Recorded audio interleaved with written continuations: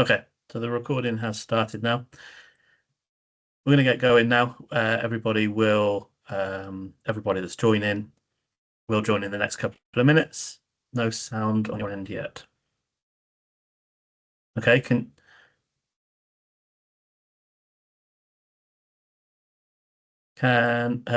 you hear me, Jody? Oh, brilliant. Okay, if some people can hear, then hopefully that's just an individual session tech issue. Hopefully we can sort that out soon, Jody. Okay, welcome everybody, and thank you for coming along to today's session with our specialist, Mick Comfrey. But before we get into the session, I have an update from us at Beam. So we've developed a new support session in response to what we're seeing repeatedly when working with companies, and we think you and your teams will benefit from it as well. We have been trialing reflective emotional labour sessions with a few clients, and we are seeing an incredible change within the groups. People managers, team leaders, and those responsible for directing teams are carrying the most emotional load. And these are the people we need to support. They're typically the ones that are staying strong, navigating or mediating conflict, and they're doing just about anything that will keep their teams afloat. So our reflective emotional labour sessions delivered in person or online create facilitated, confidential space designed to help pause, reflect, and recharge. So our sessions start from 750 plus VAT, and I'll be sending out more information about these after today's session. But we have a limited capacity for 2026. So if that sounds like something you're interested in, then act fast. So let's get started with today's session. This session will be recorded and the recording will be sent out to everybody afterwards. And if you have any questions, then pop them in the chat. And if Mick has time during the session, then he'll get to them. But if not, there will be space at the end for Mick to answer. So I'd now like to introduce Mick Comfrey. He's the director at Intersol Global and a specialist investigations and training provider, trusted by universities, public sector bodies, and private organisations across the UK and beyond. They're known for their informed approach to handling sensitive cases like harassment, misconduct, and safeguarding, ensuring fairness, dignity, and procedural integrity throughout. So I'm now going to hand over to Mick, who is going to take us through today's session. Welcome, Mick.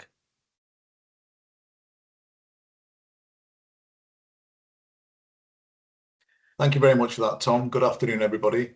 A little bit of a scare there. Just had a fire alarm in the office literally moments before we were due to go live, which thankfully turned out just to be somebody's misuse of the microwave. So we're all reset now.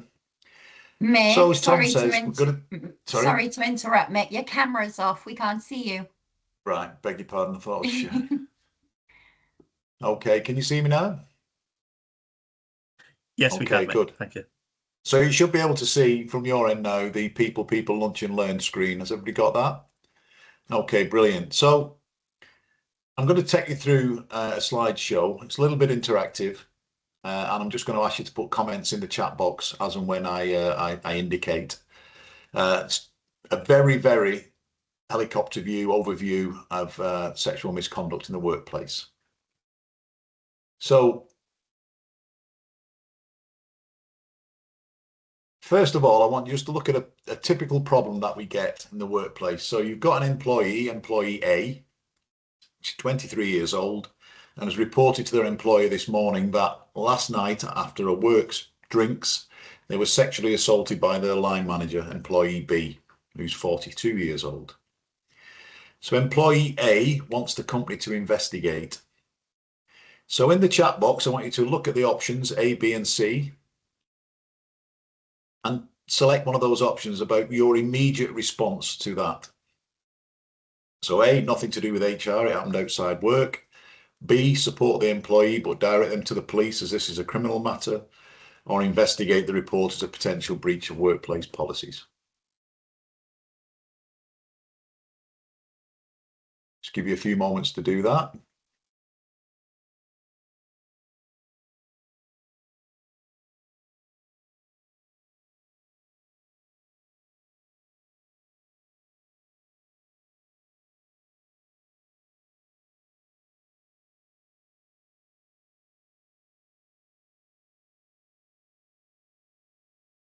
Okay, thanks very much for that. So thankfully, nobody's selected option A.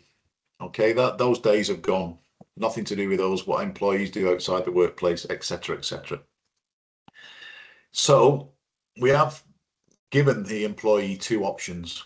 Option B, we will support you in your report to the police. Or option C, if you don't want to do that, we will investigate the report as a potential breach of workplace policies. But what we've got to make sure is we manage the expectations of employee A.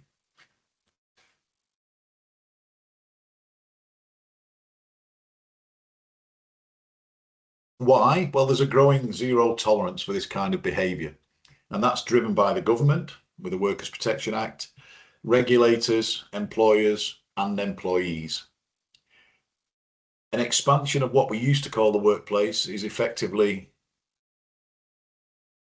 anything connected with the workplace, really, these days. And a lot of it comes from your employees' lack of confidence for a whole host of reasons in the criminal justice system. So all that leads to that big red box there now. There's an increased expectation on workplace investigators to deal with serious misconduct, things they haven't had to deal with before. So option B, do you want to go to the police? Yes, we will support you in every way we can, but you would still have to conduct your own internal investigation in order to take action against somebody. The difficulty there is knowing how to run a parallel investigation whilst the police investigation is ongoing. So there's one school of thought that you don't do anything until it comes back from the police, but because of the crumbling criminal justice system, that could take 2 years.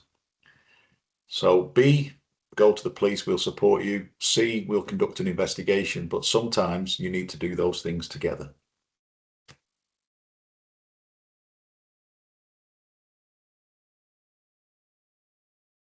So do we go police or discipline? Well, unless there's a wider safety issue, it's always the decision of the reporting party. Now you'll notice I'm using neutral language straight away. In an investigation, there are no victims and there are no perpetrators. There are reporting parties and responding parties. Because there's only a victim and there's only a perpetrator at the end of a process, at the end of the discipline process. So during an investigation, we should be referring to people as reporting parties, responding parties, and everybody else in between as witnesses. However, if you believe, i.e. you're in employee relations or HR, colleague relations, whatever you want to call yourself, if you believe there's a real danger to the rest of the employees or the public, then you can choose to go to the police. But normally, that's got to be a real danger. If you believe there's a danger to children or vulnerable adults, then my advice would always be seek to involve the police. The person might not want to engage with the police, but if it's a child or a young person, you should be looking at your either police officers or those in education. The local authority designated officer needs informing. But we're going to look at what kind of things we should be thinking about during an investigation. So first of all, the law's geared up quite rightly to prevent it happening in the first place. So there's a lot of action now about violence against women and girls in the workplace, in universities. So in the workplace, we've got Workers' Protection Act, includes all people, not only females, it's all genders. We've got Condition E6 in universities, which is very similar to the Workers' Protection Act to protect people from sexual harassment.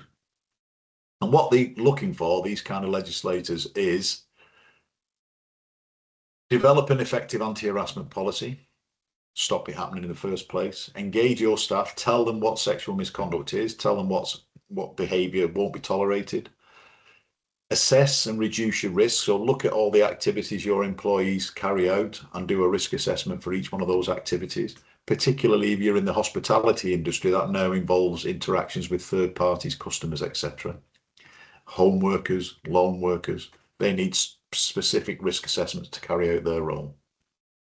How do we report it? Have you got reporting processes? How do I bring it to the attention of the employer?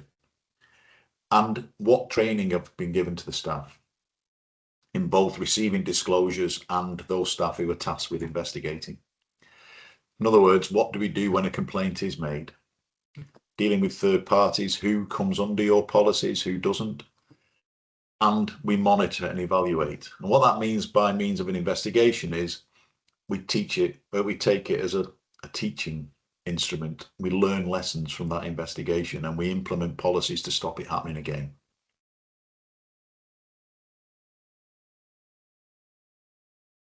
So first of all, we've got to manage the expectations of person A. This is not a forensic police investigation.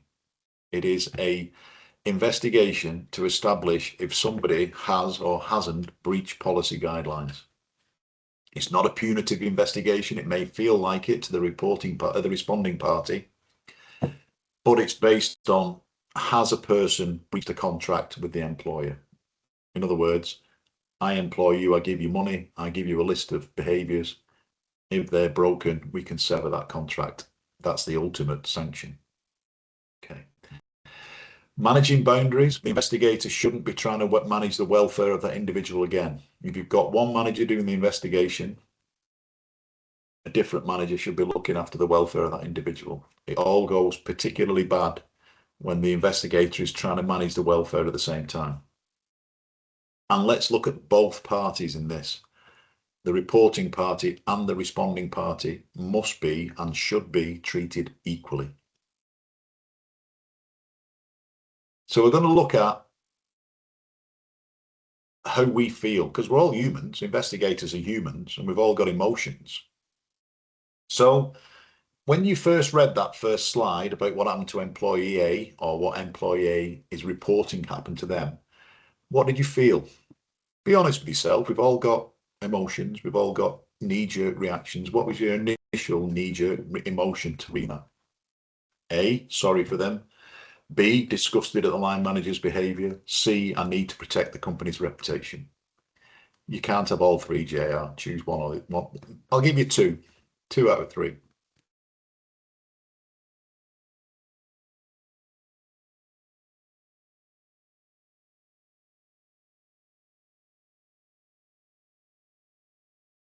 Okay.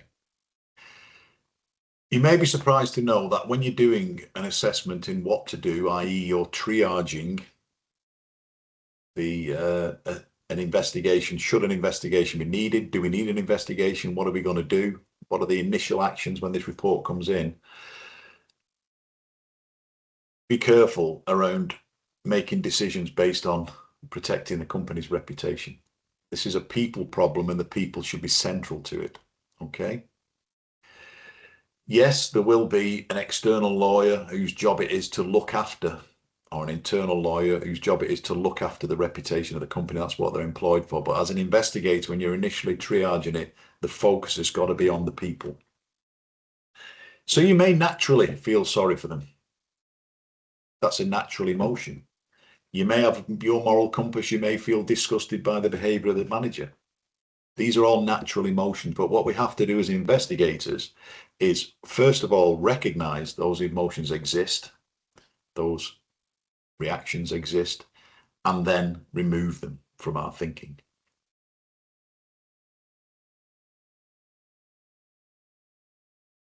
And this is what I'm leading into. Your biases, we've all got biases. We all know about the well-known ones, sexism, racism, homophobia, all those bad biases that we hopefully as a society put to one side a long time ago.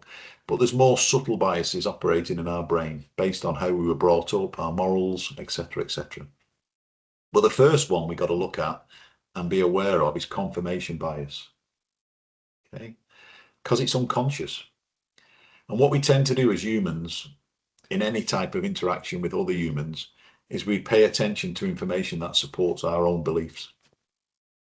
We interpret new information as consistent to our original idea. So we're not really willing to challenge ourselves internally. And what that leads to is we minimize or completely ignore information that doesn't fit in with our idea.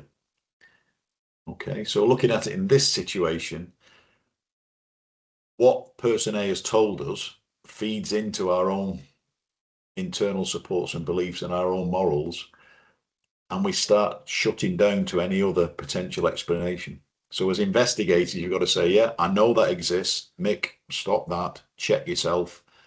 Put them to one side. Let's try and establish the information and then decide later on.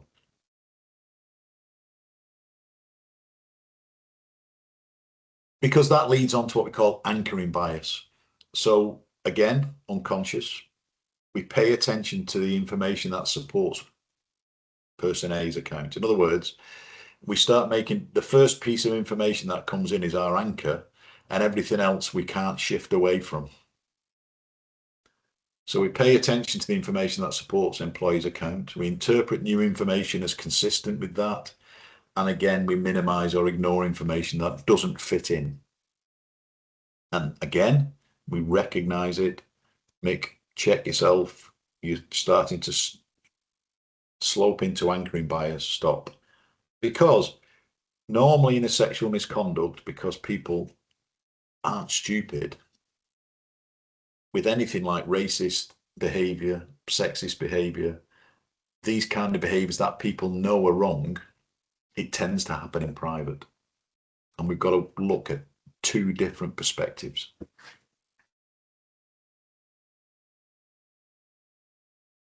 So what's happening with person A? Okay, you'll hear a lot about trauma-informed investigations. Okay, so trauma has got a common conversational meaning. You know, I didn't get cinnamon in my coffee this morning, so I'm traumatized. No, you're not. Okay, trauma's got a specific psychological definition. So not everybody who is subjected to what they report as sexual misconduct is traumatized. Therefore, these things don't apply to everybody. However, if somebody is subject to some behavior that induces trauma, these are some of the reactions. So how does that trauma come about? Well, very, very quickly, think about three brains. You've got a very small brain, which is keeping you alive. It does the breathing, the swallowing, the heartbeat, everything you don't have to think about. Wrapped around that is a nice emotional brain that manages our emotions. And then wrapped around that is our clever thinking brain that sets us apart from all of the mammals and makes us, in inverted commas, smart asses. Okay. What's going on in your emotional brain? There's a thing called the amygdala, and it looks a bit like a finger coming out of it. Every bit of information going into your brain passes through the amygdala. And the amygdala is always scanning for threat. That's why if you're fast asleep and there's a loud noise, you wake up. It wakes your body up even though you're unconscious. That's your amygdala in action. Okay, it's not your ears. It's the audible signal going through your ears to the amygdala going, wake up, something's not right. So in a situation where a person feels in absolute danger, this amygdala hijack can happen, and it just takes over everything. It just acts instinctively and makes people do one of these things. It makes people either fight, run away, flight, freeze. Okay, freeze is one of our biggest survival mechanisms because basically prey, which we used to be subject to many, many millenniums away, detect movement. Okay. Flop, these two you may not have heard of. Flop is, I'm just going to let it happen, or my amygdala is saying, let it happen, we'll sort it out later. Or friend. We've got very good social ties as humans, so we might move into this befriending to try and prevent the danger or further danger occurring. Again, not everybody who reports sexual misconduct is traumatized, so not everybody has been subject to these behaviors, these automatic responses. However, some people have. Now, the difficulty when somebody goes into an amygdala hijack is the memory really needs all the brain to work properly. And it starts with focus. So your eyes are not video cameras and your brain isn't a hard drive. What we're doing is taking in bits of information from all around us and our brain makes sense of it. And there's a whole different schemas involved about how you make sense of that same information. But when you're in trauma, you're not focused like normal. So your focus may really narrow on whatever's causing the danger. Okay. In bank robberies, there's lots of examples where people can describe the end of the gun being pointed at them very well, but can't describe the person carrying the gun because the threat is the gun. So consequently, memory might be partial, lack content, not sequential, and it can be strongly sensory.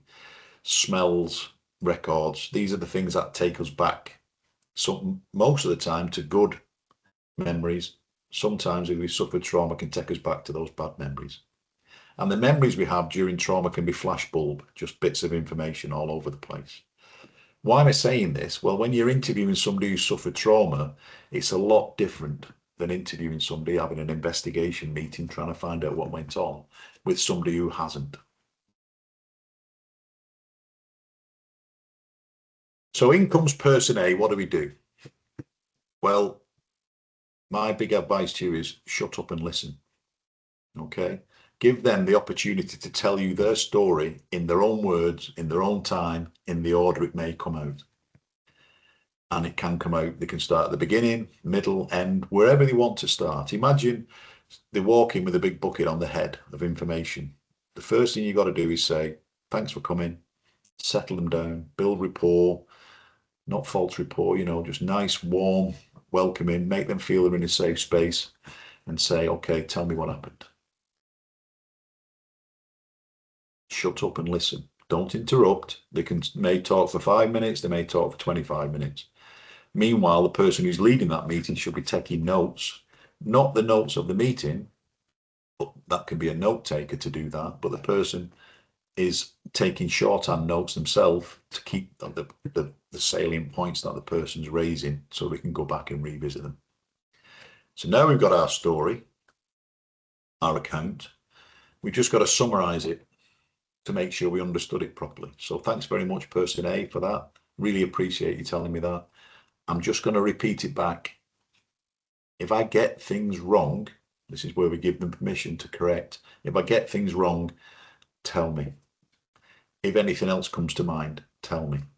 And then you would summarize back in their own language.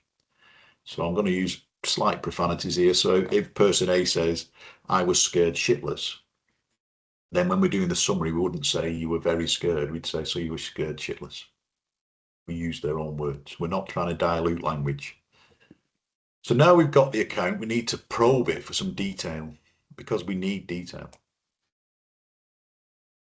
So good follow-up questions, things like who, why, what, when, where. The why is a bit difficult in sexual misconduct. Why didn't you? We tend to avoid that. We perhaps use help me understand a little bit more. But how do we structure those questions? Well, the structure, the verbal delivery, meeting our objectives, the non-verbal style, we use our body to make that person feel in that environment where they can give us more information. Picking a good topic, a good salient point with a good delivery style is key. But more than anything, the questions have got to be relevant, respectful, sensible, sensitive, short. I would suggest don't use any more than 5 words. Where does person B work? How did you meet person B? Those short questions, and don't use multiple questions. What's person B's name and where does he work? Probably results in Fred Smith, and then you move on. Separate your questions. Short, concise, not confusing. So now we've gathered the information. That information might be something like, we've got person A's account. We've gathered some text messages, other witnesses, etc., etc. And we're now coming to the investigation meeting. So there's a difference between the investigation meeting and the discipline meeting. Okay. The investigation meeting is you pause the discipline to do an investigation. This is person B's opportunity to tell you from their perspective what happened before a decision is made whether it goes on to the next stage. If it does go on to the next stage and we do go to a discipline meeting or a discipline panel, then person B will be given all the evidence against them to allow them to formulate their defence. So how much information are you going to give employee B before his investigation meeting? Use A, B or C. Full account, nothing, or sufficient information to understand the allegation.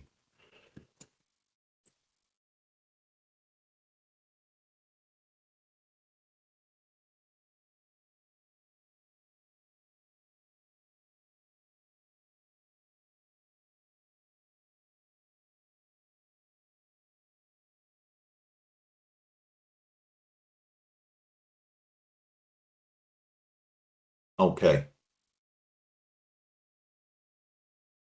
Good. Okay, most people are opting for either nothing or C. Nothing has its own problems because check your policies is the question I would say to you, because something will say in your policy somewhere that if person B is being asked to account for their behaviour, they should understand what the allegation is against them. So we can't go in completely blind and say, oh, just come to a meeting. I know some people do that, but it can't be, sometimes it's not very productive because they're going in, they're all defensive. C would be my option, but remember, this has likely happened in private with no witnesses to the actual event. Okay. So we need to give person B an understanding of what the allegation is, but not give him the whole of person A's account. And the reason for that is the aim is to get two uncontaminated accounts. An uncontaminated account for person A we've already got. We need an uncontaminated account from person B. If we give person B person A's account, then what we can't have is an uncontaminated account because we as the investigator have contaminated that account. But during person B's meeting, we're using exactly the same techniques. We're treating person B exactly the same. I've given you the allegation, tell me what happened. We allow them to give their perception of events, their account, and then we would question that to get the detail, just as we did with person A. Because we're going to have to do a credibility assessment. It's not acceptable to say, person A said this, person B said that, there's no witnesses, so I can't do anything about it. You can. If you've done it properly, you've got two uncontaminated accounts. You can look at both accounts and say, does person A's account make sense on its own? And now I've gathered all other information. Does it also make sense? Does person B's account make sense on its own? And now I've gathered all other information. Does it now make sense? Excuse me.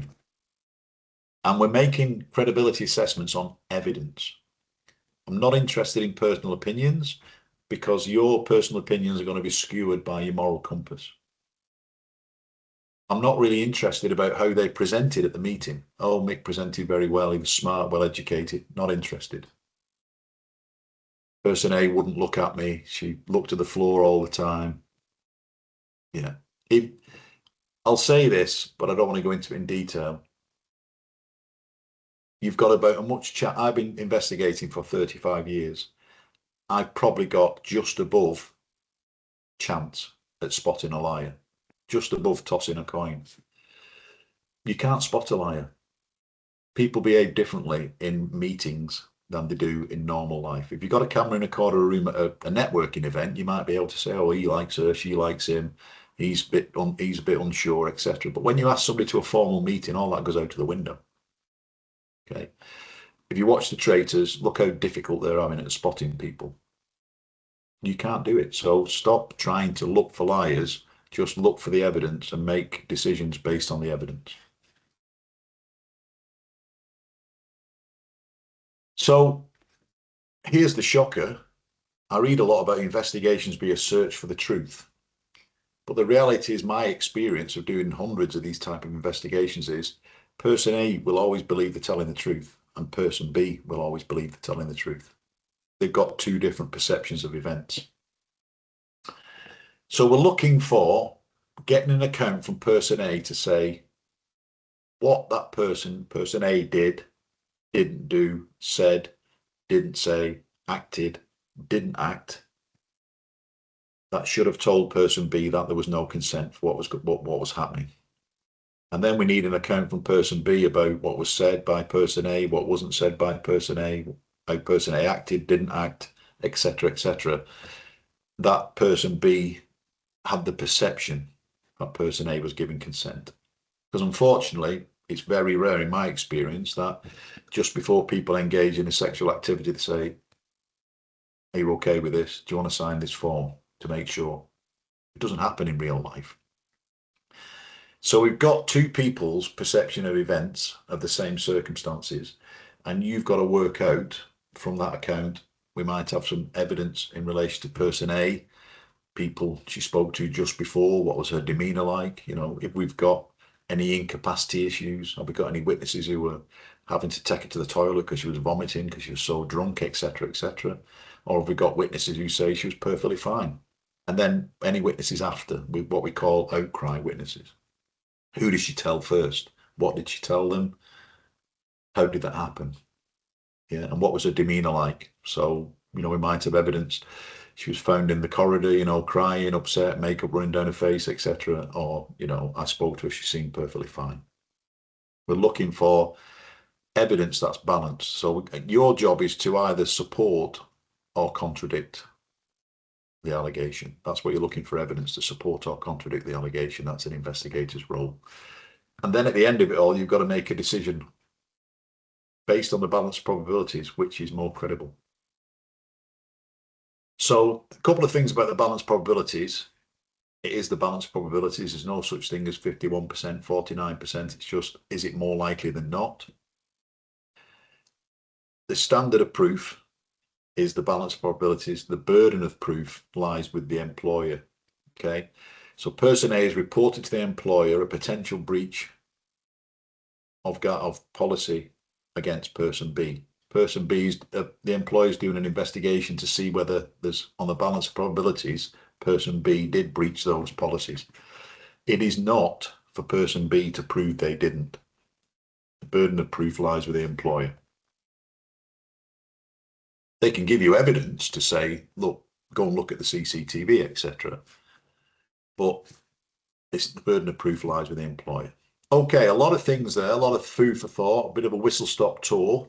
It's not as easy as you think. There are some questions in the chat. I know Tom's been pulling them out as we go along, and I'll shut up now and I'll answer questions Tom might want to pull out from the chat. Yes, thank you, Mick. That was a really informative session, and we did have plenty of questions that come through. I think if I go back to the start, it's quite a busy chat box, so bear with me just 1 second. Deborah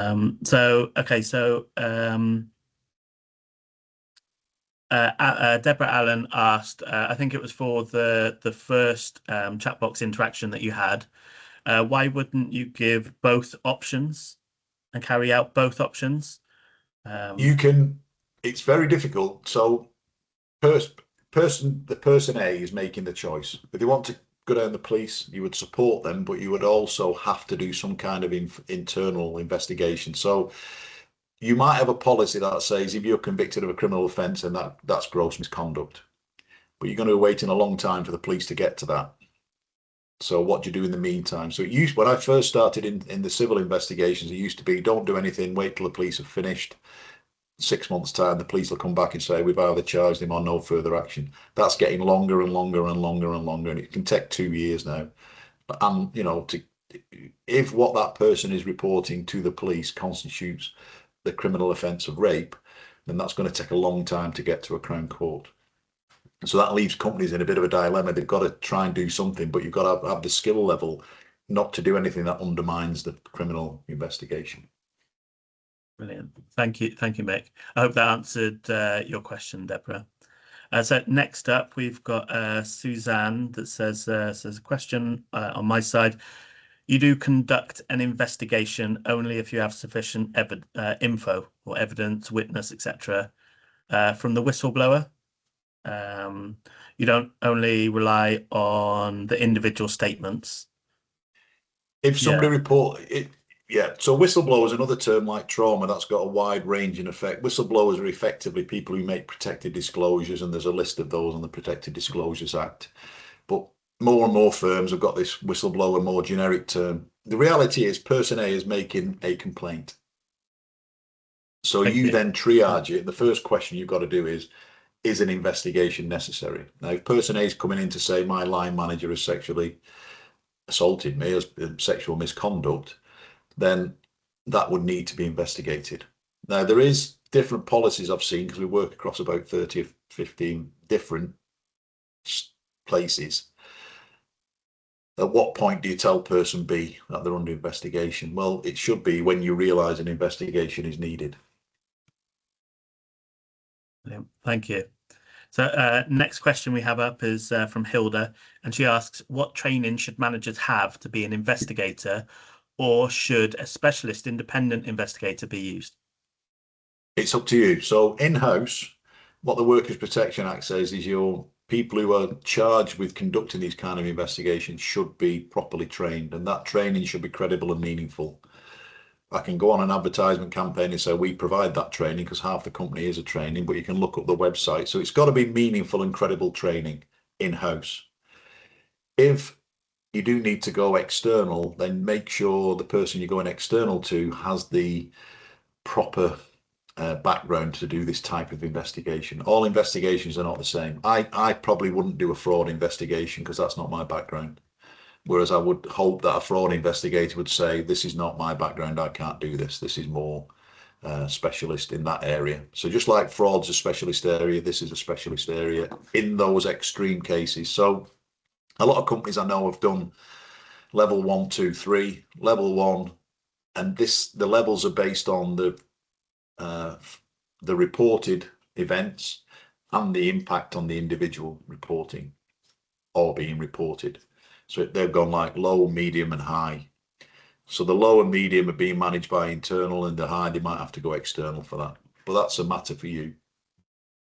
Okay, thank you. Well, I mean, just so everybody's clear, we will be sharing mixed details with everybody afterwards. So if you do need external support from a company like Mix, then you'll have his details to get in touch with anyway. So another question that came up, I think people were listening really well because people in the chat helped answer a question. So Suzanne asked, how do you refer to person B in your report? The accused, question mark. And I think, as you said, it was the responding person and the reporting person. Is that right, Mick? Yeah, so the neutral terms, because if there's a victim, then somebody's done something bad to them. If there's a perpetrator, then that perpetrator's done something bad. So you've got to look at different stages in the process. So during the initial report, we've got reporting parties, responding parties, and everybody else is as a witness. During the investigation, reporting party, responding party, everybody else is a witness. When it goes to the discipline, then we've got an allegation because it's gone to discipline, and then we've got still reporting party and responding party. Then when the decision is made as whether or not on the balance of probabilities there has been a breach, then you can use words like victim and perpetrator. Yeah. So another question we got is anything that we should be aware of when doing an internal investigation at the same time as a possible criminal investigation by law enforcement?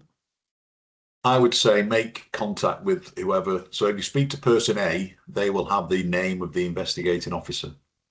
And it's always good practice to contact the investigating officer and say, look, we're going to do our own internal process.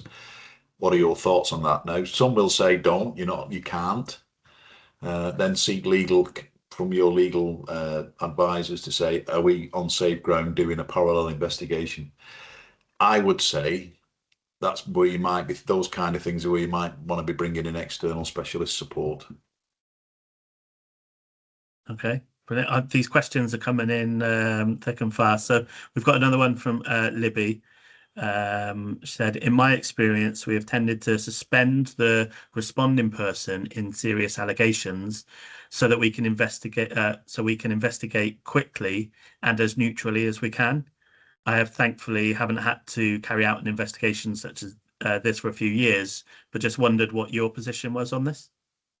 Person A and B have got to be treated equally. There's a lot of stuff now around suspension. So suspension should always be the last resort. And that depends on the size of your company. So if you were, I don't know, a multinational company, you might be able to move that person. Or if they worked in offices, you could homework, whatever. You've got to be doing a risk assessment on person B, and it's got to come out the other side that there is no other option to suspend them. Otherwise, suspension looks like a punitive action. Brilliant. I think we just got one last question, and then that'll be it for questions. So Hilda asks, where do I find the level 1, 2, and 3 explanations of training?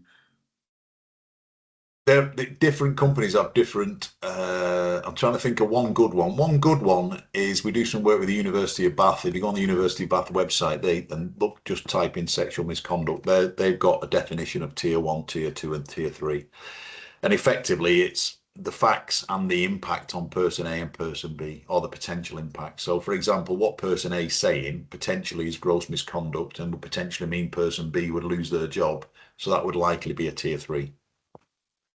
Whereas something that might not be gross misconduct or misconduct, it all depends on the individual. You know, if person A has suffered trauma in the past, completely unrelated, then, you know, something you might not see in your world as serious, they might see as serious. So that's caught me out a couple of times, but I think, oh, it's just, you know, a touch in a lift, and you think that might be tier 1, but then when you look at the impact it's had on the individual, and I'm not demeaning, you know, men touching women in lifts by any way, shape, or form, but you've got to try and have some kind of measure to it. And that person was very traumatized, and it was like because of a previous incident, so that got escalated to tier 3.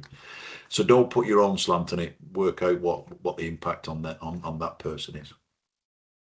Yeah, thank you so much, Mick. Thank you for your, everybody's questions as well. If anybody has any other questions for Mick, his details currently on the screen, but again, they will be going out in the email, and they will be available on the replay section when that is live on the website. So it's been a really interesting session today, and as always, I have some updates on some of our upcoming events. So on the 11th of November, we have the next People Lunch and Learn, which is the Ripple Effect. That's on the 11th of November. I've put the links to all of these events in the chat as well. They will also be coming in the email. On the 19th of November, we got our next specialist session with expert insights from Darwin Gray. So what is changing in employment law? And that will be delivered by two of the specialists from Darwin Gray, Owen John and Rachel Ford Evans. You can sign up to that as well. That'll be a very interesting session. And then on the 2nd of December, we have our last Lunch and Learn of the year, and it's the festive reset. So it will be helping you deal with that stress, the emotional overload of work as well that's going on throughout December, and helping you unwind. Everything else that we've mentioned, future events, special offers, and mixed details will be in the email and available on the website. Thank you again, everybody, for coming along. We hope that you've enjoyed today's session, and yeah, please share the recording as well with your team that will find benefit from it as well. So I'm going to stop the recording.